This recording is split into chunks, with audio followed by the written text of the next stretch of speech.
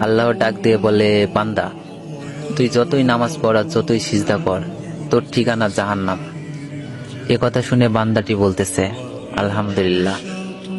আল্লাহ বলে, এই বান্দা, জাহান্নামের কথা শুনে কেউ আলহামদুলিল্লাহ কয়? বান্দা বলে, আল্লাহ, জাহান্নামের মালিকও তুমি, জান্নাতের মালিকও তুমি। তুমি আল্লাহ যদি খুশি হয়ে আমাকে জাহান্নামও দাও, আমার আপত্তি করার কোনো অধিকার নেই। আল্লাহ বলতেছে, বান্দা, জাহান্নামে গেলে তুই পুড়ে যাবি, তোর কষ্ট হবে। বান্দা বলতেছে, আল্লাহ, কষ্ট শুধু আমার হবে না, তোমারও হবে। আল্লাহ বলে, বান্দা, তুই পুড়বি জাহান্নামে, আমার কষ্ট কেন হবে? বান্দা বলে, আল্লাহ, মায়ের কোলে সন্তান যদি পানিতে পড়ে যায়, তাহলে দুনিয়ার কোনো মাই যেমন দূরে দাঁড়িয়ে থাকতে পারে না, দৌড়ে গিয়ে বাচ্চাকে কোলে নেয়, আমার বিশ্বাস ওই মায়ের চেয়ে কোটি কোটি গুণ দয়া